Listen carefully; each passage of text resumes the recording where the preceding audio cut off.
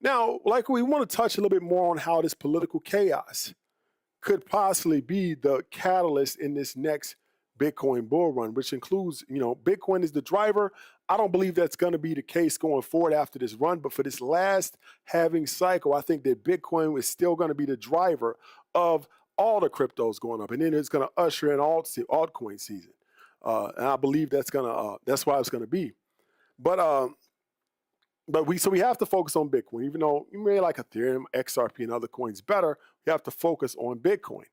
Trump says rates should be lower, and he's blasting Powell for slowing the economy down. He's very angry, and he thinks that he's blaming Powell for the economy being slow, even though I believe it's more of the tariff stuff than anything else, but Trump is blaming Powell.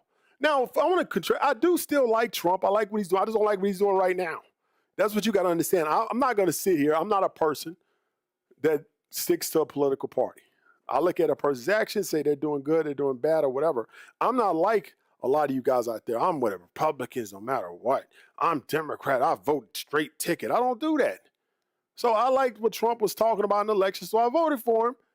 And then now I don't like what he's doing. I wish I could take the vote back. Now in 6 months, maybe I was wrong, and you see what I'm saying? I'm willing to do that. You have to be willing. I talk about that in my book. You have to be willing to see all perspectives.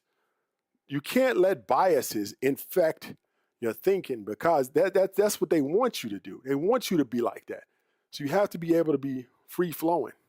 And I'm okay with that. So we got a super chat. Armando, with current volatility and liquidation zones in play, do you see Bitcoin, Ethereum, XRP retesting lows or continuing up from here?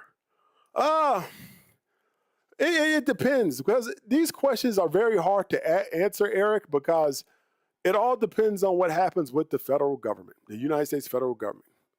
That's what it means. So I don't know.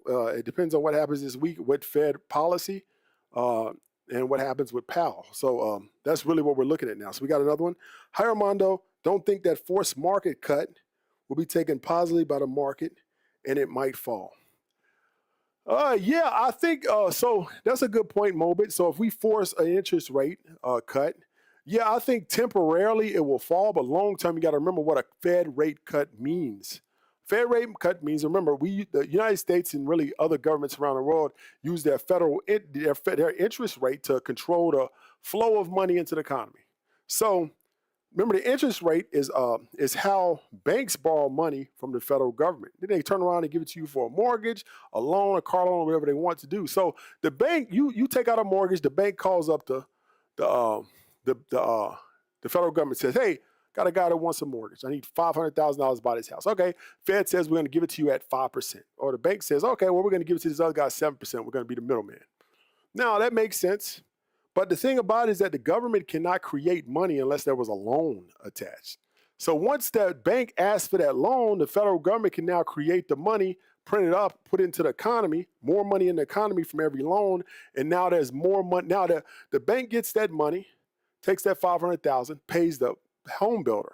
Home builder takes the money, pays the employees, pays the accountant, pays the lawyers, pays all the people that work for them. Money starts to flow in the economy, right? So and now remember, the Fed rate is 5% in that scenario.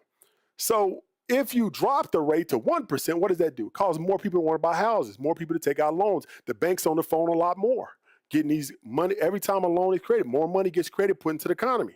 So the federal rate is like a spigot or a faucet, right? Is that the lower the rate, the more money flows in the economy, because more people are apt to take out loans because the rates are lower, money's cheaper. But if the Fed rate is high, people stop taking out loans, slows the flow of money into the economy. Now, temporarily, people may panic. It could cause a short-term blip down.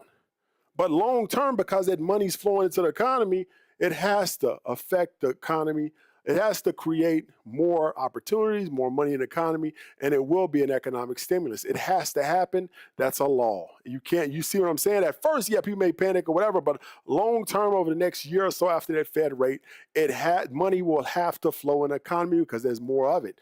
Now, that could cause inflation, and that really affects us a little bit later, but initially, after the first shock of it or whatever, it will cause the economy to go up. Because remember, even if it's not going up, it will appear to go up because of inflation. And that's a hidden thing that people don't realize. Wow, my stocks went up 10%.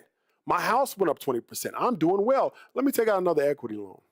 In reality, your house didn't go up 10%. The dollars that it takes to buy your house actually dropped in value, and it takes more of them to buy your house. So now if you look at the screen, your house is now worth $600,000. Last year it was $500,000. Wow, I did great. I can now take out a loan.